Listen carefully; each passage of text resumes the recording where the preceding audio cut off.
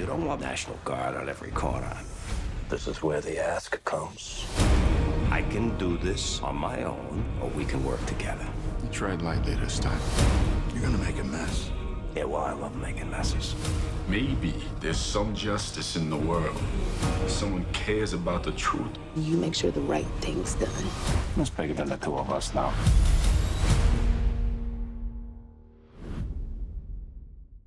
The tournament's in full swing. It's been fun to watch. You been enjoying it, Jack? Yeah, I've been enjoying it, man. There's been some crazy games, some upsets. The tournament is always wild. DraftKings Sportsbook, America's top-rated sportsbook app, is putting new customers in the center of the action. Bet $1 on any tournament game, and if your team wins, you can win $100. The promotion starts Tuesday, March 23rd. Bet $1 on any college basketball team that's still in the hunt, and if they win their game, you win $100. That's 100-to-1 odds. Put your money where your mouth is with DraftKings Sportsbook.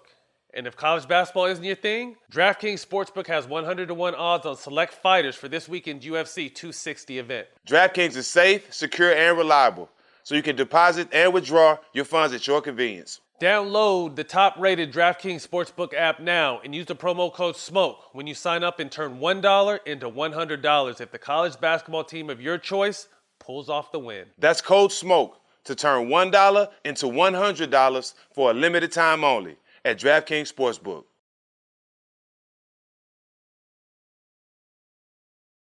Who are you taking in a half-court shooting contest between Dame Lillard and Steph Curry? Best of 20 shots. Ooh, that's a tough question. Standing there shooting 20 from half court, I'm going with Dame. I think he had more legs for all 20. But at the end of the day, if I had to bet, I wouldn't, because you're going to lose either way. No, I'm not taking. He's made more long-distance shots than Steph, than anyone in the NBA, but than Steph. But one day Steph can win, the next day Dame can win, and back and forth. Two of the best long-distance and pure shooters we've ever seen in this game. We got a special What's Burning update. We're on set right now, but some key things happened in the past few days that we had to address before we put our show out tonight. So first and foremost, LeBron James, high ankle sprain. Word is he's out 3 to 4 weeks. Jack, what does this do to the Lakers' expectations and playoff push? It kind of put a dim on the light, on the little light that they had left. AD down, not having the King down, who's having an MVP year. It kind of puts a damper on the team. He's still trying to make trades to figure it out. So I'm just expecting LeBron to go to his lab, take the shots and everything he do to get him back to being the king, and he'll be back in no time. But it definitely puts a darker light on the organization, considering AD's already been down. Jack, is it the glasses you got that got you like real calm and like real gentlemanish this morning? Because Well, you I hit him think with the sophistication today, and your answers are nice and smooth and that kind of shit. Is it the glasses? Alhamdulillah, man. I think it's just where I'm at in my life right now. You know, I'm just in a happy place. Yeah, and we getting money. We getting money. Brother, come on, man. You know we getting it. For the Lakers, to me, obviously a major hit. Your two best players are down, but I think this is a talented enough team from a standpoint of once they get back, it doesn't really matter what their seed is. Right now, they're third in the West. I see them dropping maybe 2-3 seeds. But at the same time, the most important thing is to get Bron fully healthy and AD fully healthy for this playoff push. With the trade deadline looming, I still obviously think they're actively in the market looking for a big. I don't think that changes. And to me, the most important thing is they get healthy with their two stars heading into the playoffs. Next up, another unfortunate situation. LaMelo Ball goes down last night with a fractured wrist. They're saying he could be done for the season. Right now, Charlotte's in the A spot, and he's the head candidate for Rookie of the Year. First, do they make the playoffs? And does your Rookie of the Year sneak up and actually take Rookie of the Year now that LaMelo's down? I don't think they make the playoffs without him. I think what he's established as being the leader of that team, the best player on the team, the guy that gets everybody going, he's established that as a rookie. And I think all of a sudden, with everything he's built for that organization this year, it kind of goes backwards with not having him on in the lineup. So I definitely don't see them making the playoffs. But it does give Edwards more room to win, to a better chance to win a Rookie of the Year. I think not having Melo in the game right now, but Edwards is having a great year, but not having Melo in the game right now, not just in Charlotte, it just hurts the game of basketball. Yeah, I think LaMelo's right near 16 points a game, 7 rebounds, 7 assists. And I agree, I think his energy, his confidence, the way he plays, I think that team is kind of taking on his swag, and to lose him is going to be a huge hit. Obviously, they still got Hayward and Rozier and some guys, but like I said, I think Melo is the heart and soul of that team, and they were sitting on the cusp at 8. I think they'll still mess around to be in the playoffs, 7 through 10 playing games, but I don't see them making the playoffs, unfortunately, either. And, with LaMelo being my pick for Rookie of the Year, going down right now with, a handful of games left, I definitely think that's going to hurt him and look for Edwards to probably come in and win MVP. And I don't even think it's going to be given to him because I could definitely say Edwards has been balling of late. He dropped a 40 ball, really starting to come into his own. So I loved what the Rookie of the Year race was heading to toward the end of the season. But, injuries are a part of the season. So this will be, a minor setback for a major comeback next year. And, man, LaMelo lived up to all expectations and I think exceeded them this year in his rookie year. So I'm excited to see what the future holds. Well, that's it. You guys make sure you enjoy What's Burning today, and we'll see y'all next week. Welcome back to What's Burning. Busy week ahead. Jack, we start off with Miami and Phoenix, two of the hottest teams in the league. Miami has struggled mightily without Jimmy Butler. He's been back. He's been on a tear. Got them back in the playoff hunt. Phoenix has been just as hot. Thoughts on this matchup? We got a team that was just in the finals. They're finally getting healthy. They're starting to roll, playing good. They got their star back. Phoenix has been playing well, man. They trying to make a big step in the Western Conference and put themselves in a good playoff position. So I'm excited to see this game and to see how it pans out. I think it's definitely going to be a big game. Like I said, Miami just need to get hot at the right time. You said they're getting healthy. They go as Jimmy goes, as we said all season. Shout out CP and Book, what they've been doing over there in Phoenix. The way Jimmy's been playing, he's at nearly 27 or 26 points a game, 7 rebounds and 8 assists during this hot streak. Has he moved himself into MVP conversation? I love Jimmy, but for MVP, you got to do it all season. Guys like Kyrie, guys like LeBron been doing it all season, so he got to get in that category. Next up, Celtics and Bucks. Boston got them on opening night. Boston's been struggling a little bit, but I think they're going to turn the corner post All-Star. Giannis has been on a tear. Thoughts on this game? Both teams are starting to get in the playoff form. Both teams are playing better than they did before All-Star break.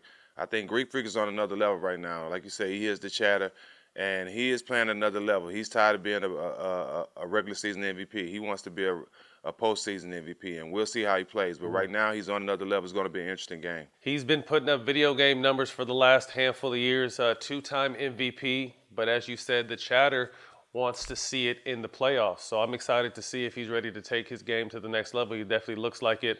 And I feel like I said earlier, I feel like Boston's turning the corner. They got the young kid Williams playing in the middle more.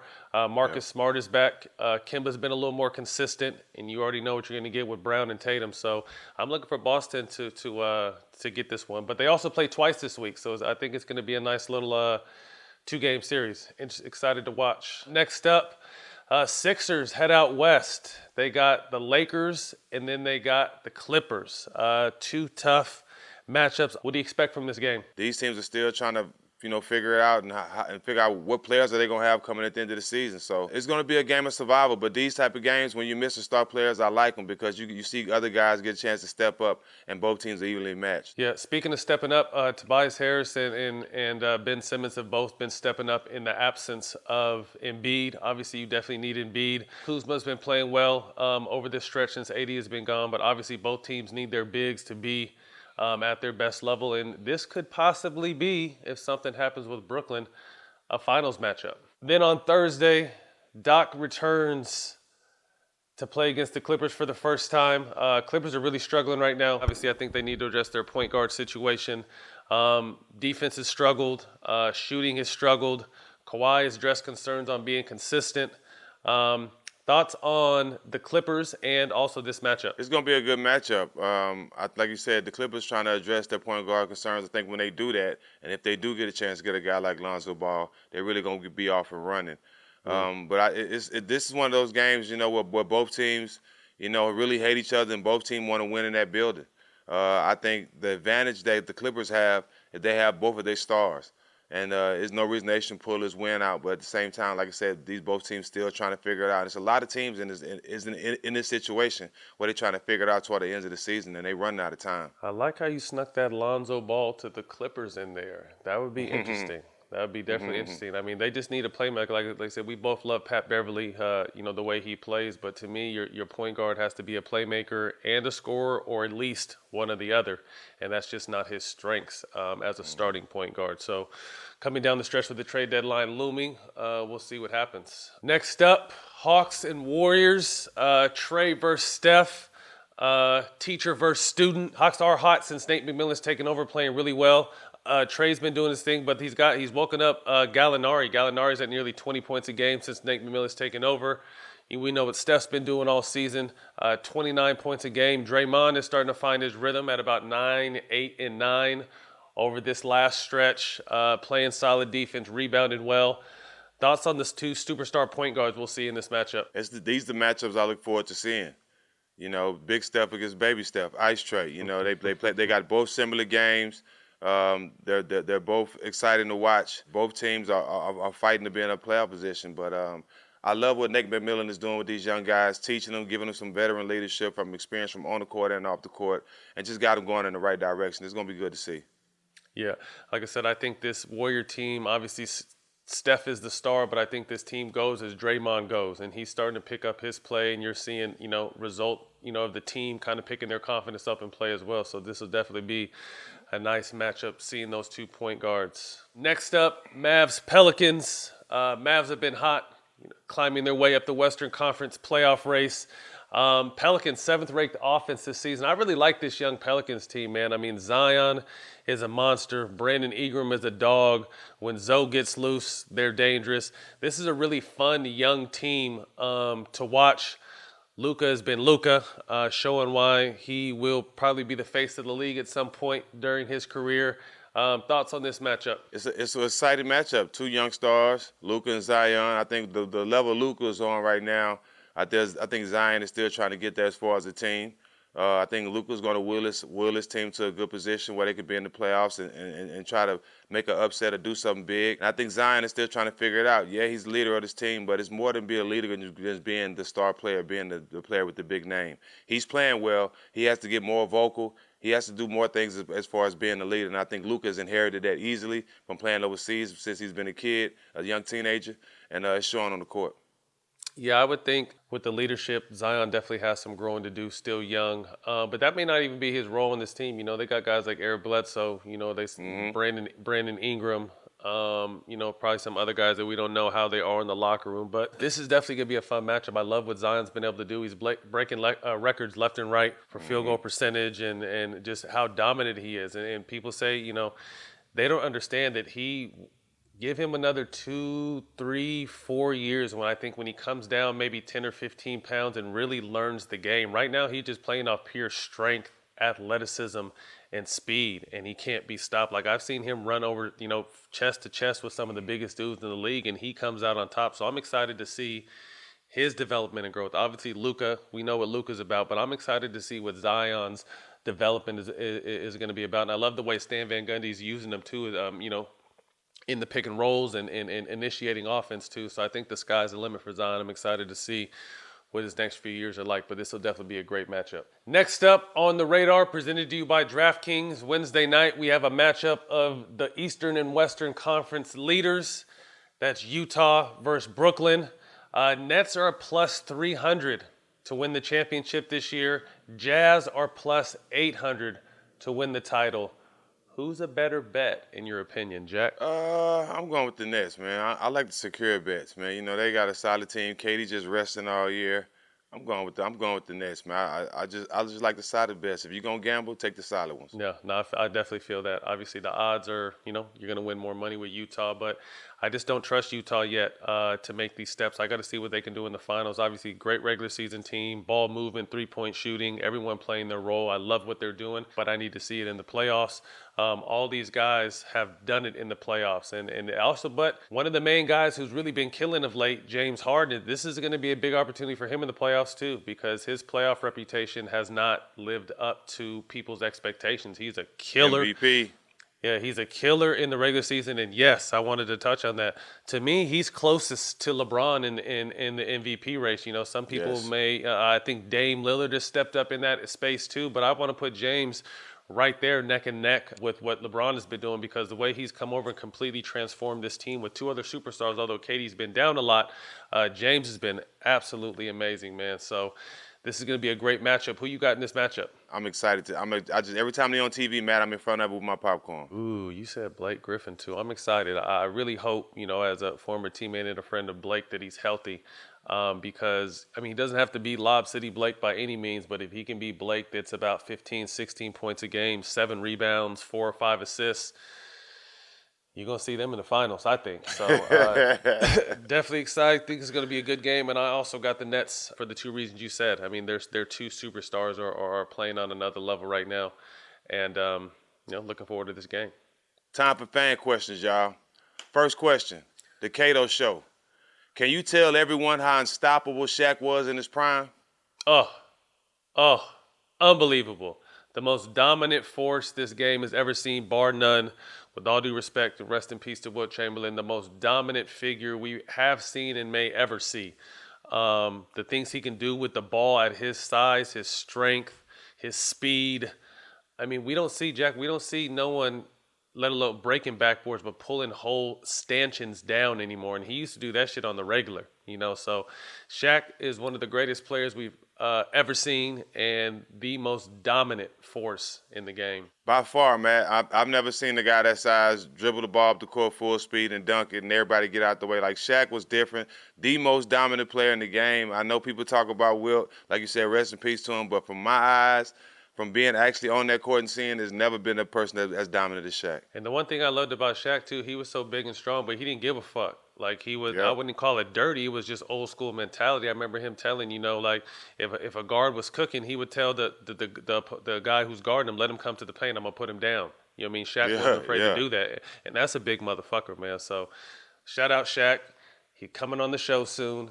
But great question. Next up, DeAndre Shiesty. Would LeBron have been a top 3 player in the 90s? Ooh, tough question. If LeBron is built the same way with the same mind frame and the same attitude, he'll be a top 3 player anytime. Obviously, the physicality was different, so I think he'll have to adapt to that. He'll probably have to get in a couple fights in the 90s and make sure people don't mess with him. I'm sure you're going to have guys on this team to protect him, but as talented as he is, as gifted as LeBron is, as smart and as intelligent as he is, as much of a leader as he is, any era, he would be top 3 in my mind. I agree with you 100%. I would like to see LeBron actually in that late 80s, early 90s era, because I've always thought, and as big as strong as LeBron, he doesn't really use it as much as he can. You know what I mean? I think if he played in an era where he had to use his physical strength as well, holy shit, because he's finessed. He's strong, don't get me wrong, he's a freight train.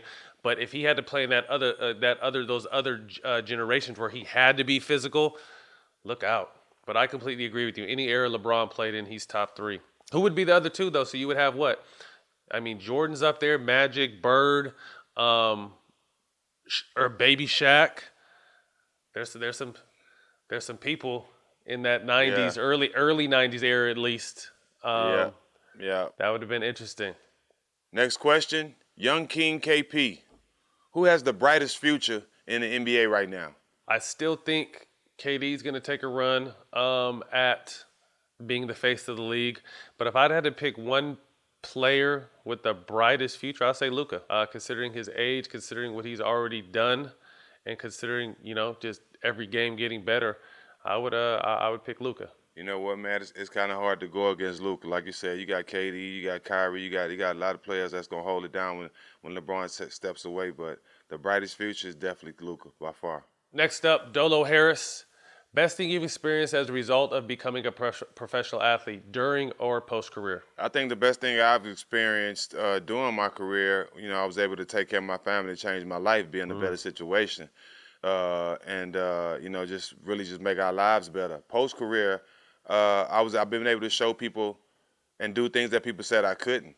I'm in a position now and doing things that nobody expected me to do, and we have a lot of things in store. So I think post career is bigger for me because I'm doing a lot of things that people didn't expect, and I'm finding myself. I never put myself in a box, and I never knew I could do so many things. But after basketball, it was showing me that I was putting myself in the box doing basketball. That's what's up. Bro, you got an award-winning podcast you're a host of. That's what I'm saying, Matt.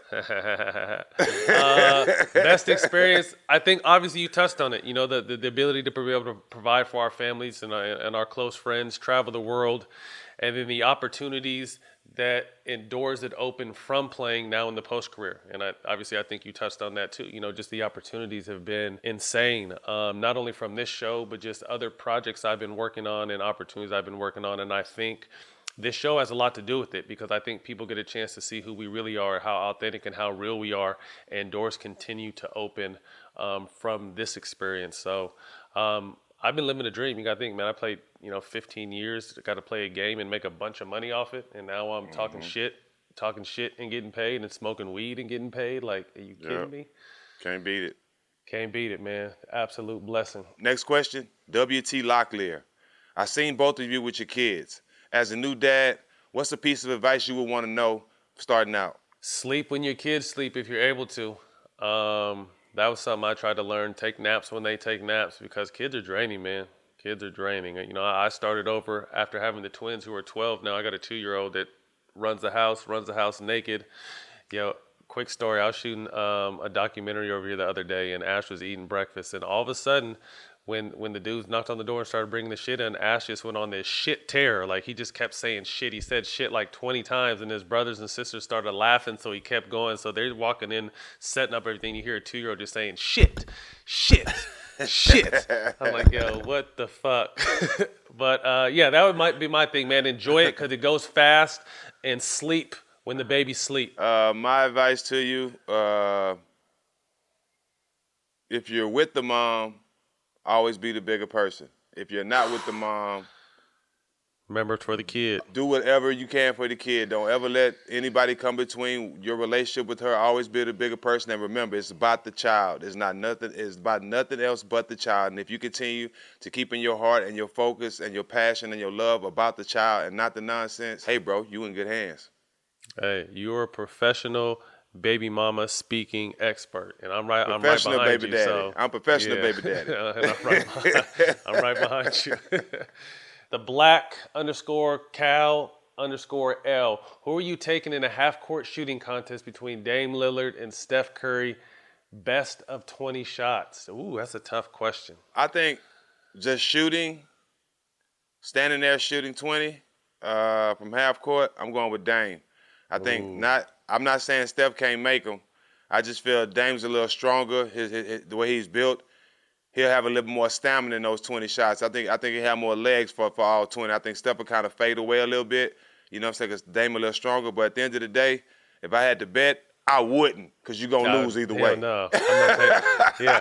First of all, that was really my answer. First of all, I'm not betting this because it's really a flip of a coin. I think just depending on the day who wins. But people don't know. I think Dame has the most long distance shot. I don't want to give the exact stats I remember, but I remember I was watching the game the other night. He's made more long distance shots than anyone than Steph, than anyone in the NBA, but than Steph. But you made a great point about stamina and it being a little stronger.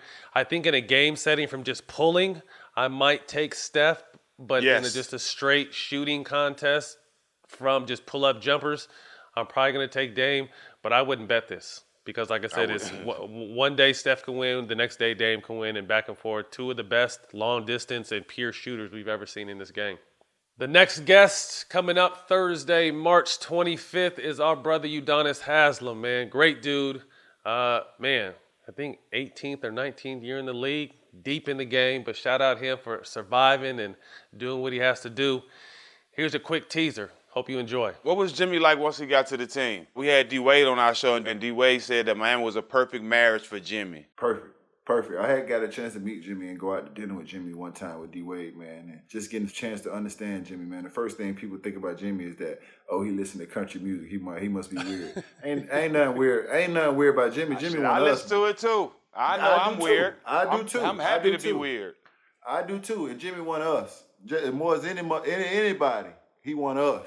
You know what I'm saying? If you get a chance to sit down and you get a chance to chop it up with Jimmy and you understand Jimmy, you know where he come from. Jimmy just keep everything close to him. He ain't wide open with his friendship. He ain't got a lot of friends. He ain't running his mouth out here telling all his business. I respect that and I appreciate that, man. And like I tell people all the time, If you put a dog outside, he gonna go around and go in your trash can and tear your yard up, and you're gonna come out in the morning, your shit gonna be in shambles. You put him in the kennel when you put him in the kennel with other dogs, he gonna make a pack. And that's what he did. He came down here with us and he made a pack. Yep. That's just how it looked too. When he first came and you guys, your team got going, you know, people spoke to his work ethic, and he was going in at 2 or 3 in the morning getting work in. How refreshing for you, someone who works hard to this day, to see another star come in new to the team, but have that kind of work ethic and passion for the game? Man, that shit gave me new life because it gave me more opportunities and more reasons to work. You know, people don't understand. Like, me and Jimmy got a routine that we go through, you know, before the games now. You know, it wasn't something we did in a bubble because of the circumstances, but, you know, it's something we were able to do a couple times before the bubble, and it's something that we're able to engage in now. You know what I'm saying? So, once again, I've been reincarnated and just reinventing myself, you know, with these new guys that's coming in. And, you know, the routine that me and Jimmy got, it also helps me stay in shape, and it also helps me stay sharp. So, you know, his work ethic, and people think that I'm always pushing these guys and these guys are leading me, but, you know, sometimes it's good to be a soldier and sometimes it's good to be a general, you know what I'm saying? So, you know, I got situations where I'm following Jimmy, you know what I'm saying? And he leading me and it's helping me. We have the trade deadline looming. I think there's a few teams or a handful of teams that can make some moves that could really be impactful headed towards the playoffs. Jack, who's your team or a couple teams you feel like need to make a move heading into this trade deadline? Well, I would say Philly. You know what I mean? With Embiid being down right now, you might want to get a security blanket. Bring DeMarcus Cousins in for cheap. Bring somebody else in for cheap. But I'm really going towards the Clippers. They need a point guard. They need to win the championship. They need to get to the finals. And they need a point guard. Lonzo Ball, that's a L.A. kid. He belongs in L.A. Hey, everybody say he belongs in L.A., but it's 2 teams in L.A. It might didn't work with the Lakers. I think what the Clippers have there, a point guard that can come make plays, a Jason Kidd type guy, it'll be similar to Jason Kidd when he was in New Jersey, when he had Richard Jefferson and Kenyon Martin and Vince Carter. This will be fun to see. So Ball getting to the Clippers, I think that'll be a good move for them and answer all their questions and heal all their problems. Ball to the Clippers. Ooh. Yes. I mean, Ball to the Clippers. A Kyle Lowry could definitely help the Clippers. I think there's 2 teams, in my opinion. Actually 3. I don't think Utah's going to make a move. I think they're pretty set on their team but to me, I think that's going to be my knock, and people are going to say, why are you talking? They're top in the West. I feel you. I got to see it in the playoffs, and we got to see if the rest of that team can handle what the playoffs bring. But I'm going to go with the Lakers one. I think the Lakers need an athletic big. I think Drummond to the Lakers would be crazy, but I'm also hearing there's a chance that Drummond could go to the Clippers. So that would be crazy. And then Brooklyn. I think Brooklyn needs to give DeAndre some help. I think DeAndre's been playing great since James has come along. He looks like the old DJ, kind of finding his spots to affect the game and holding down the middle of the paint. But I feel like they need another big. You know, there's guys out there. That young kid Claxton balling, Matt. Yeah, he's been playing well. Yeah, he's balling. Well. Like I said, can you trust him for a long period of time in the playoffs? You know, like I said that. But actually, Jack, to be honest with you, the playoffs are so different now. You know what I mean? It's not like he's going to have to go into Milwaukee in a sold-out arena or go to Toronto or Miami with a sold-out. There's going to be motherfucking 200 people in the stands. It's going to be like an AAU game. You know what I mean? So like I said, I think we might kind of have to, just at least during this pandemic, you know, maybe the playoffs are shit the same as the regular season. You know what I mean? Because like I said, the only thing that made this shit different for us was we were playing in front of packed stadiums. You know what I mean? You're not playing in front of a home packed stadium or a road packed stadium. So really that shit is between your heads. So you fire up real quick and get your mind right for the game. You could be straight. Don't do that. That's just what we did. I'm just saying. But yeah, like I said, I think the trade deadline looming. Look for teams to make moves. Look for maybe a big name or two to make a move. There's a list of guys who are kind of out there. I'll go through them real quick because they can definitely add value. Kyle Lowry, Andre Drummond, Harrison Barnes, Victor Oladipo, John Collins, Aaron Gordon, Evan Fournier, Hassan Whiteside. There's some quality players out there, and I'm sure there's a handful of guys we didn't list that can really help a team. So I love this part of the season because if team think they have a chance, they're going to give a lot up to get one of these stars. So stay tuned. Yep, we got Fareed. You got a lot of guys still out there. Yeah, Gorgie Jang, he could be someone that could really help the Nets spot up solid big dude. So we will see. Hope you guys enjoyed the show this week. What's Burning is available every Monday on Showtime Basketball YouTube. And on Twitter at Show Basketball. You dig? See y'all next week.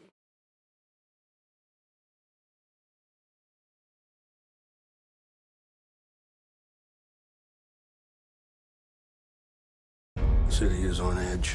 You don't want National Guard on every corner. This is where the ask comes. I can do this on my own, or we can work together. You tread lightly this time. You're gonna make a mess. Yeah, well, I love making messes. Maybe there's some justice in the world. Someone cares about the truth. You make sure the right thing's done. It's bigger than the two of us now.